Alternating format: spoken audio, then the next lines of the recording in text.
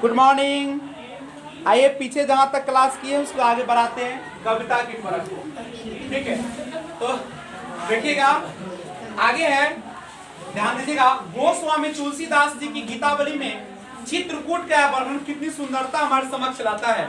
सोहत श्याम जलद मृदुधोर धातु रंग मगे श्रींगर।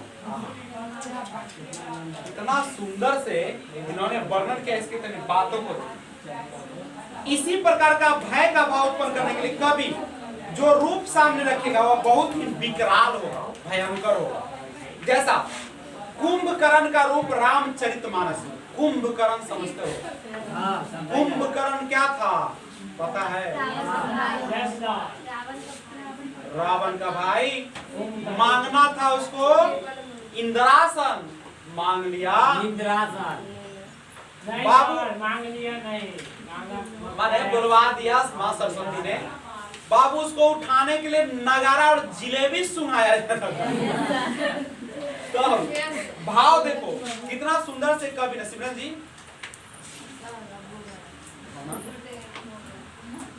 कहता है राम के वन गमन पर अयोध्या का दशा का जो देखिएगा, राम का जब वन गमन होता है, वन समझते हो ना? तो देखिए कितना अच्छा वहां पे भाव है। जब राम जी निकलते हैं वन के लिए तो कितना सुंदर गाना वहां पे आता है कवि का। सारे वहां के राजा नगरी सब क्या प्रजा लोग उसके पीछे पीछे राम और लक्ष्मण आगे बढ़ रहे हैं नहीं, और सीता। कहता है कि राम के वन गमन पर अयोध्या की दशा का जो वर्णन रामायण में है उससे किसका हृदय दुख और करुणा का अनुभव न करे। जब जाते कैसन महसूस होता है, कैसन मम्मी थी राम, इतना प्यारे से बच्चे को कैसे वनवास भेज दिया, कैसे अपने जिगर के टुकड़ा के एक बेटी को जब विदा किया जाता है मम्मी के दिल में कैसन गुजरता है। सब समझ भाई भाव हमारा बेटा बेटी। चलो अपने वर्णनों में कवि लोग उपमा आदि का विचार है। उपमा समझे? उपमा माने दोसर के बारे में कहता ना, सारा लिया करते वे जिस वस्तु के वर्णन का प्रसंग होता है उस वस्तु के समान कुछ और वस्तु का उल्लेख भी करते। जैसे अगर कोई चीज का हमरा बतावे कुछ तुरंत ना शादी वाला बात कर देला कि जयमाला होला, ये होला, गमन होला, तो ये सारा चीज है। मुख को चंद्र या कमल के समान, नेत्रों को मीन, खंजन, कमल आदि के समान, प्रताप या तेजस्वी को सूर्य। देखो कितना अच्छा है। मुख को केकरा समान वर्णन कर जाए, चंद्र के या कमल के समान। मुख जो है किसके समान है? किसके समान है? चंद्र के समान है, कमल के समान है। नेत्रों की मीन, खंजन, कमल आदि के समान। प्रतापी या तेजस्वी को, जब कोई बहुत तेजस्वी होता तो उसकी तुलना हम लोग सूर्य से करते। किसे कर देते हैं? सूर्य से। और कायर को श्रृंगार। अब कोई डरपोक रहता है ना, डरपोक, तो हम लोग सियार से करते हैं। किसे करते हैं? वीर और पराक्रमी को सिंह के समान। जब कोई बहुत बड़ा है सिमरन कल्ला मन भटकता है उमर में, अच्छा नहीं लगता है। पढ़िए, आपको माँ बाप ने पढ़ने के लिए भेजा है। तो पेट को निकाल पचन उचल रहेगा। तो कहता है वीर और पराक्रमी को सिंह के समान। जब कोई बहुत वीर होता है तो उसको किससे तुलना की जाती है? ऐसा कहने में उसका वास्तविक लक्ष्य यही होता है, जिस वस्तु का वे वर्णन कर रहे हैं उसकी सुंदरता, उसकी कोमलता, उसकी मधुरता या उसकी उग्रता या उसकी कठोरता या उसकी भीषणता, वीरता, कायरता इत्यादि की भावना और तीव्र हो जाए। और क्या हो जाए? तीव्र हो जाए। खराब खराब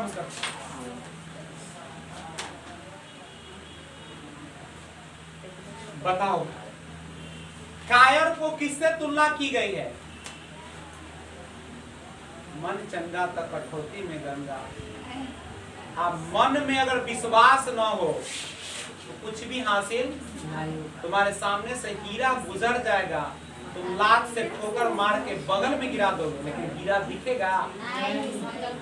जब मेरे क्लास में आओ तो मन को शुद्ध करके आओ, 2-4 गो पूजा पाठ करके आओ कि हे भगवान। कीड़ा को कभी समझाया जा सकता है? अगर कीड़ा में तुम्हारा जन्म हुआ है, हम लाख समझा देंगे, तुम कभी समझ पाओगे? पढ़ाई का क्या वैल्यू तुमको दिमाग में घुसेगा? ए भगवान वैसा के मोर तक क्यों ना जाता जब हमारा मुंह दिखावे हो। अगर मेरे सामने आओ पूरे ध्यान के साथ आओ ना तो मरल मुंह दिखाइए। चल बैठ। कायर को सियार के समान नहीं पढ़ोगे तो मैं शराब ऐसा दूंगा जो जीवन में तरफ तरफ के मर जाओ।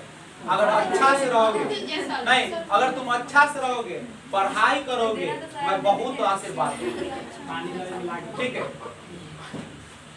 तो पराक्रमी को केकरा समान? सी के समान। पराक्रमी को केकरा समान? सी के समान। सुनिएगा, किसी के मुख की मधुर कांति की भावना उत्पन्न करने के लिए कभी उस मुख के साथ एक और अत्यंत मधुर कांति वाला दूसरा पदार्थ चंद्रमा की रख देता है। और किसी के मुख के मधु कांति, ठीक है, अगर आपको बताना हो, ठीक है, तो क्या करता है? उसके सामने कौन चीज रख देता है? चंद्रमा को रख देता है, उसकी तुलना कर देता है।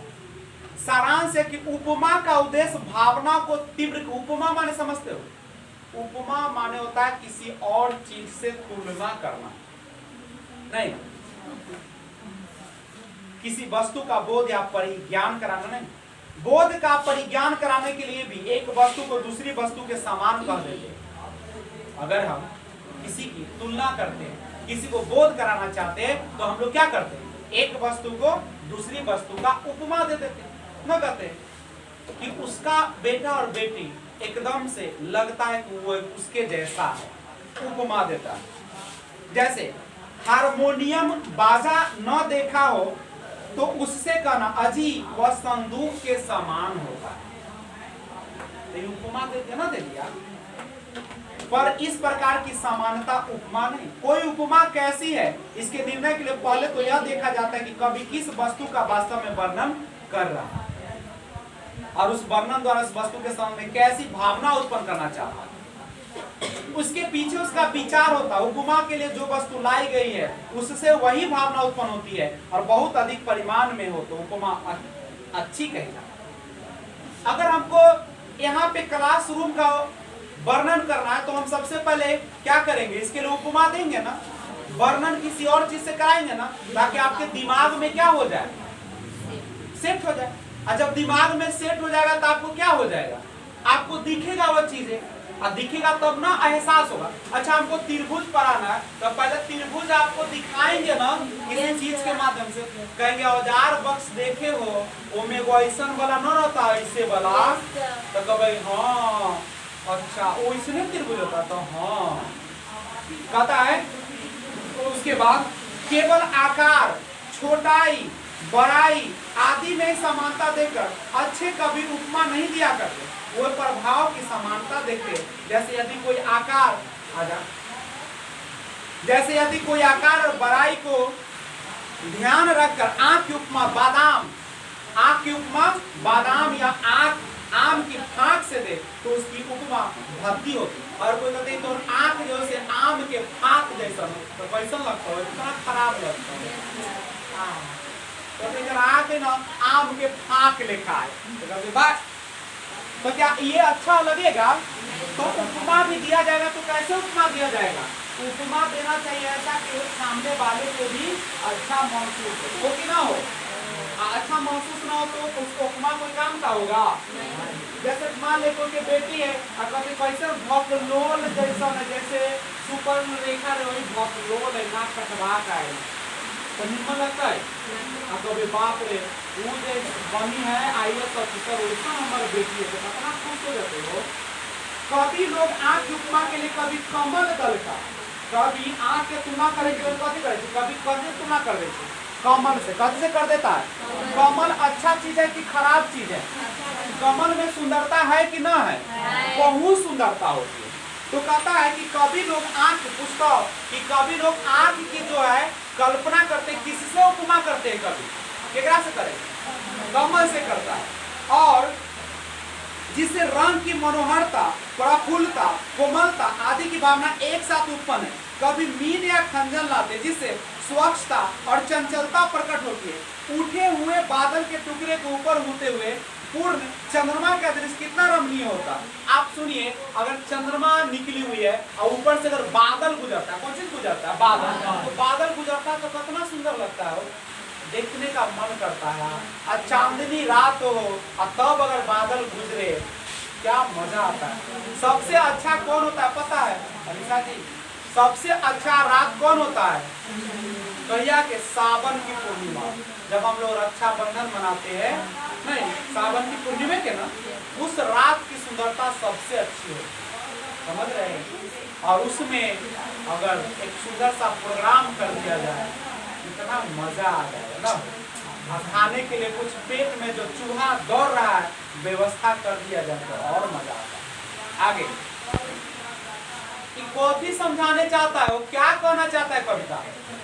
कुछ समझ में आ रहा होगा ना? समझ में ये कहे छे कि कोई भी काम शुरू करते हो ना, तो सामने वाले के आंखों के सामने, दिल के सामने वैसा दृश्य अपने बातों से उत्पन्न कर दो कि सामने वाले को रियल में लगने लगे कि ऐसा हो रहा ना। समझो जैसे अनिल सर जाते हैं, देखो भाव उत्पन्न हो जाता है ना, तो अच्छा विजय सर आएंगे, गुड मॉर्निंग बच्चे, तो तुम लोग बोले गुड मॉर्निंग सर, ऐसे ना, कैसे हो? अच्छे हैं, और सब खैरियत है ना? बिल्कुल खैरियत है।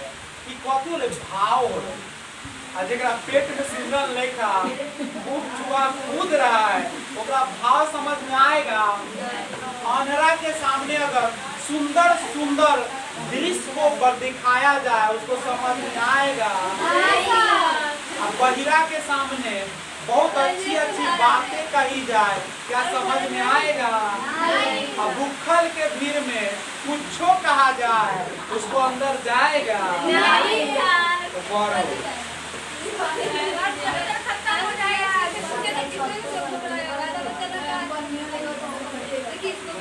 सुनो, यदि कोई उसे देख कर कहे मानो ऊंट की पीठ पर घंटा रखा है, शांति, कमर दर्द, बदन दर्द, सर दर्द, पेट दर्द के लिए एक ही दवा है, चलिए पढ़ाई। कहता है कि तो यह युक्ति रमणीयता की भावना में कुछ भी योग न देगी, थोड़ा बहुत कुतूहल चाहे भले ही उत्पन्न कर दे। कुतूहल का मतलब बेचैनी। कभी लोग जो होते हैं प्रेम, शोक, करुणा, आश्चर्य, भय, उत्साह इत्यादि भावों को पात्रों के मुंह से प्राय प्रकट कराया करते हैं। सामने वाला से बोलवाना चाहते हैं, वाणी के द्वारा मनुष्य के हृदय के भावों के पूर्ण रूप से व्यंजना हो सकती है। क्या हो सकती है? व्यंजना हो सकती है। व्यंजना माने प्रकट कर सकता है। मनुष्य के मुख से प्रेम में कैसे वचन निकलते हैं, क्रोध में कैसे, क्या सब जगह एक रंग निकलता है? प्रेम में अलग रहता है, क्रोध में अलग रहता है, शोक में कैसे, आश्चर्य में कैसे, उत्साह में कैसे, इसका अनुभव सच्चे कवियों को पूरा होता है। जो अच्छे कवि होते हैं उसको सब चीज का क्या होता है? ज्ञान होता है। जैसे हमको देखते हो कभी कभी तुम लोगों को दूसरे दुनिया में बउवा देते हैं, तो अपने भाव से न बउवाते, कौन से बउवाते? तोरो सके लगे कि विजय सर जी बोलते बहुत है, लेकिन कामे के बात बोलते हैं ना, उनका तो पैसा मिलवे करे, अच्छा बोलता थे तैयो खराब बोलता थे। लेकिन मैं चाहता हूँ कि तुम्हारे अंदर जो पढ़ाई का गुण है वो मेरा सफल हो जाए। तब ना नाम ले वो कि वो मास्टर साहब थे, ऐसे पढ़ाते थे, याद हो जाता ना। तो सुनो, शोक के वेग में मनुष्य थोड़ी देर के लिए बुद्धि और विवेक भूल जाता है। नहीं, जब नाश मनुष्य पर छाता है पहले विवेक मर जाता है। हर किसी का नाश होने वाला हो तो उसका दिमाग क्या हो जाता है? बाबा जी के घास चढ़े के लोग दिमाग उन्हें से गड़ी हो बैठे, तोरा दूर न रहो कि तनी बगल में हो जाए, या तो पिछाड़ का घोड़ तोड़ बैठे होते बोलू ना। बोल तू एगो रैली देखेला पहुंच गेले आ देह कुचवा के ले। तो ये सब जो है, लोग जो होते हैं ना, ज्यादा दुख होता है ना तो अपने क्या करते हैं, बुद्धि और विवेक क्या हो जाता है। और ज्यादा खुशी में भी लोग अपना विवेक को क्या कर देता है, पागल हो जाता है। नहीं, चंद सेकेंडों की खुशी के लिए पूरे जीवन को क्या कर लेता है। अच्छा, आजकल कोई भी लड़का हो लड़की अगर प्रेम करता है तो वो बर्बाद होता है कि आबाद होता है? ऐसा बर्बाद होता है कि आप 5 साल बाद वो देखने लायक नहीं रहता है। रहता है? नहीं। अगर मान लो हम लोग प्रेम में न पड़े, आप पढ़ाई करें मन से, आप कैरियर बना ले, तो दुनिया का कोई भी हमारे साथ आने के लिए तैयार होगा कि नहीं होगा? और अभी क्या पूछाएंगे इन्हों से या पूछाएंगे उन्हीं से, बदनामों होंगे, कुछ मिलेगा? तो मैं आप लोगों से आग्रह करता हूँ कि आप लोग क्या करें, माँ बाप के सपनों को न तोड़े। बहुत दर्द होता है, और माँ बाप का सपना अगर टूटेगा तो आप लोग कहीं का। तो अब शोक का समय आता है तो आदमी का बुद्धि घास चढ़ने चल जाता है। ज्यादा खुशी में भी ज्यादा पागल होना चाहिए? नहीं होना चाहिए। क्या बच्चे जब सामने दुख आता है तो क्या उचित अनुचित दिखाई देता है? इसी बात की दृष्टि में तुलसीदास जी ने लक्ष्मण के शक्ति लगने पर राम के मुंह से कहलवाया है। सुनिएगा, बड़ा अच्छा है ना। कह रहे हैं कि तुलसीदास कहते हैं लक्ष्मण, देखिए मन न रंगाए रंगाए जोगी डॉक्टर। मन में तो वही चल रहा है, झुट्टो के बैठल है कि विजय सर पढ़ा रहे हैं। तो सुनिए बात को समझिए। लक्ष्मण जी को बाण लगा हुआ है। क्या लगा हुआ है? और लक्ष्मण जी बेहोश अवस्था में मूर्छित हो गए हैं। और भाई का प्रेम का सुनिए तुलसीदास कैसे वर्णन किए हैं। और तुलसीदास राम जी के मुंह से कहवाते हैं, सुनो, जो जनतेऊ बन बंधु बिछोहु, पिता वचन मन तेहु नहीं हो। क्या कहते सुनिएगा, कहते हैं कि जो काव्य के सिद्धांतों को नहीं जानते वो कहेंगे कि इस वचन से राम के चरित्र में दूषण आ गया है। कहते हैं कि जो जनतेहु बन बंधु बचोहु, मतलब जिन जनों का भाई से अपना बिछो होता है, पिता वचन मानते हो नहीं हो, और पिता की वचन मान लिए होते तो आज ऐसी दुर्दशा। पिता समझाते हैं कि वचन तो दे दिया लेकिन मत जा मेरे लाल, मैं तुम्हारे बिना जी। सुनो कितना अच्छा भाव, देखोगे तो महसूस होता है। पिता बिलख रहे हैं, रो रहे हैं कि राम जैसे बेटा को हमने क्या कह दिया। नहीं, राम अपने वचन को निभाने के लिए एक सुंदर सा महल, अपने राजपाट को छोड़कर जाने के लिए क्या हो गया है? उनकी जो माँ है कौशल्या, पूरी तरह उनका बहुत बुरा हाल हो गया है। नहीं, लेकिन वचन जो है वह निभाना है। प्राण जाए पर क्या बात है, समझ रहे? आज के बनल बनलहबा ये वचन क्या होता है, कोई मर्यादा क्या होता है, मुझे समझे ना आता है। निहार हुआ, पूरे निहार हुआ, ऊपर से नीचे ला निहार हुआ, बूंद को याद कर लो ना। कहे आइली रहिया भोज में कि खाए पियम प्रसादी, आ गेल आती कहीं और, पता चला छठ पर जाकर नचैले, भोज खत्म हो गए, पेट में कुदाई, अब चिचियाई ले। तो जिस काम के लिए आए उस काम को करके जाओ। कविता की परख में एक ही चीज कहता है कि कविता इस भाव से उत्पन्न होना चाहिए कि सामने वाले को रियल में उसका महसूस होना चाहिए। खाली यही बतवा कहेगा, एगो प्रेम कहानी लगा देता कि राम जी सुंदर सा वन में जा रहे हैं, सीता जी फूल क्या कर रही है, तोड़ रही है, और दोनों का नजर मिल जाता है। सीता जी मुस्कुरा के शर्मा के भाग जाती है, राम जी देखते रह जाते हैं। नहीं, ऐसा भाव दो ना कि अब सुनो, पर जो सहृदय और मर्मक है इसे शोक की उक्ति मात्र समझेंगे। पात्र के मुख से भाव की व्यंजना कराने में कवि में बड़ी निपुणता अपेक्षित होती है, और पहले तो उस मनुष्य की समान प्रकृति का ध्यान रखना पड़ता है। फिर अच्छा, कोई भी बात बोलने से पहले सामने वाले के, प्रियंका जी, सामने वाले के थोड़ा सा विचार को भी जानना चाहिए, वो किस प्रकार का विचार।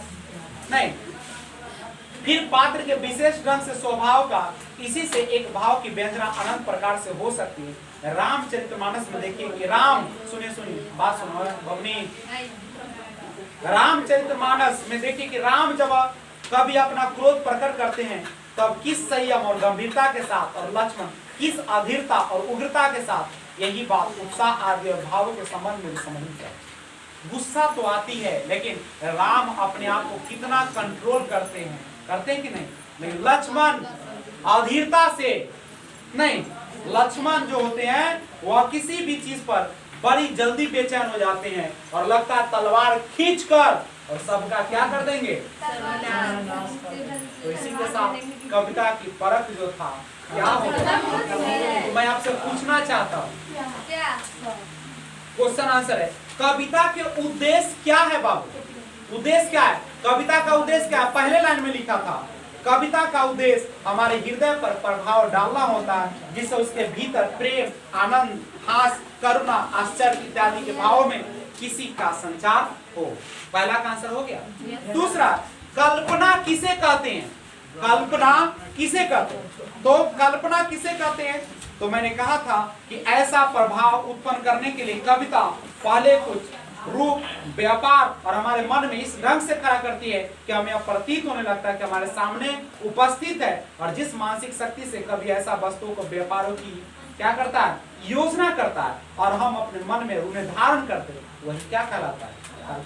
किसी भी चीज के न होने पर भी उस चीज के बारे में जो हम लोग सोचते हैं, ऐसा सोचते हैं कि लगता है कि सामने खड़ा है, तो उसी को हम लोग क्या करते हैं? कल्पना करते हैं। एक कवि के लिए कल्पना का क्या महत्व है? कवि के लिए कल्पना का बहुत बड़ा महत्व है। कवि के अंदर अगर कल्पना नहीं आएगी तो सुंदर कविता की रचना नहीं हो सकती। उपमा क्या है? जब हम किसी भी चीज के बारे में बताना चाहते हैं, भाव उत्पन्न करना चाहते हैं, तो उसके लिए हम उपमा का प्रयोग करते हैं। जैसे आंख के लिए चंद्रमा का प्रयोग करते हैं, कायर के लिए सियार का उपमा देते हैं।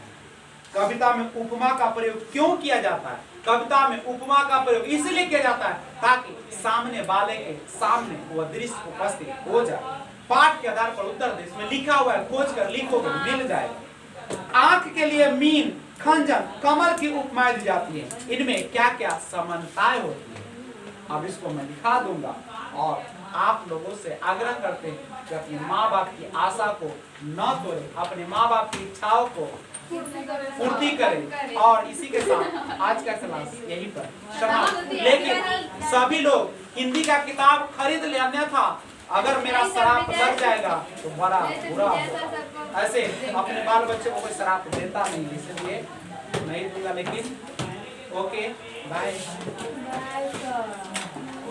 क्या कर रहा है?